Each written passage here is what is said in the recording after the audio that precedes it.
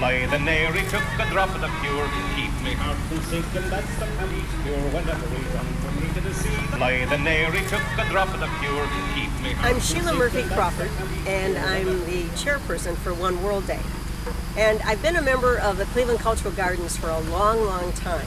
And I got involved in it because of my mom and dad. They were delegates to the Irish Garden, and so way back when I was in grade school, we used to come down and work in the gardens and weed and plant and cut grass and do all sorts of things to keep the gardens up and looking good. And as time went on, I just got more involved. I drive my mom to the meetings and be part of them. And then eventually I just grew to love the garden so much, I just stayed with them. The garden area has been a great attraction for me, symbolizing the great culture of the world, coming to Cleveland and living in harmony and peace. So I was involved in building up the Syrian cultural garden that we see here. And about 6 months ago, I was elected to be the president of the Cleveland Cultural Gardens Federation. My name is Loi-Powell, and I'm with the Vietnamese Cultural Garden. One World Day was something that I was involved in a couple years before that. My daughter is a dancer, so she has been performing with One World Day for a couple of years. So I contacted the people that were doing the garden to see what I could do to help. And from there, it just, snowballed, and we started having a bigger presence in the One World Day, including at the Vietnamese Cultural Garden. Hello, everyone. My name is Armend, Axhemi, and I represent the Albanian American Association of Cleveland. And I am a delegate to the Cleveland Cultural Garden Federation. And of course, the Cultural Garden Federation organizes One World Day, and because of that I got involved with organizing the events that are going on at the Albanian Cultural Garden.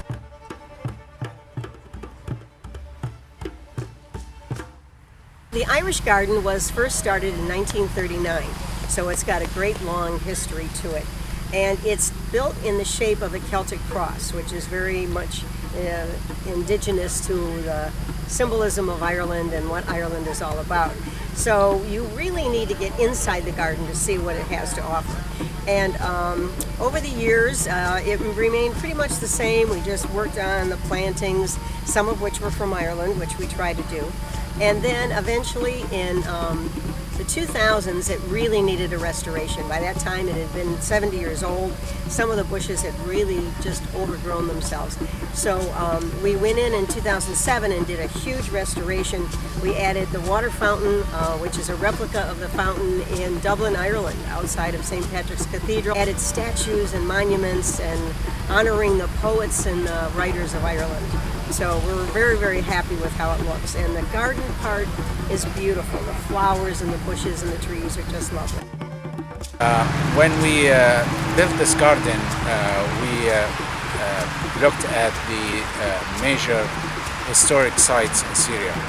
And actually we asked the graduate students from the architect department, the faculty, to submit proposals for this. And they sent us their proposals that symbolize the major parts of Syrian history. So as you see there, the staircases coming from the upper East Boulevard, they represent the cascade of history. Syria was considered the cradle of civilization.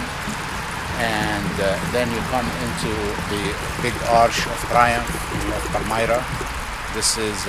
Palmyra is a major historic city in the middle of Syria. And this arch symbolizes the Syrian history in the past, and unfortunately ISIS destroyed it about a year ago. So it's standing tall here in Cleveland, and we're very proud of it. The Vietnamese Garden is one of the future gardens in the string of gardens along Martin Luther King. There's about 6 to 10 future gardens. So we have a plot that's designated towards the north end of Martin Luther King Boulevard, right after the Albanian Garden. We are in the planning stage, which means we're fundraising, we're creating a plan that includes everything that we want to talk about. And what's important about the Vietnamese garden, it is, we love the fact that it's not political. It celebrates a culture of Vietnam. We don't want people to think of Vietnam as a war anymore, but more of how beautiful the country is, how resilient the people are. So we want a garden that celebrates that, the culture itself. The Albanian garden is very beautiful. We have a 8-foot statue of Mother Teresa, who, as some of you may know, is of Albanian heritage. And we also have a beautiful fountain on the upper level of the garden.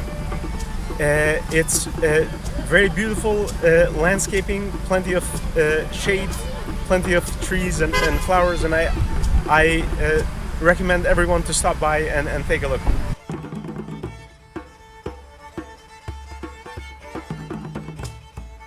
I participate on a low-key actually because of the sad events in Syria.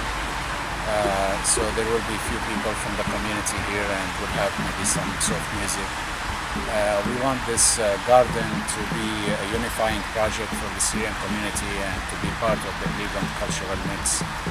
And we're very proud of it, and it's serving its role as such. I always love the parade of flags, and that's when all the nationalities in Cleveland who are here wear their ethnic dress and get in the parade with music, and they march through the gardens to the main stage.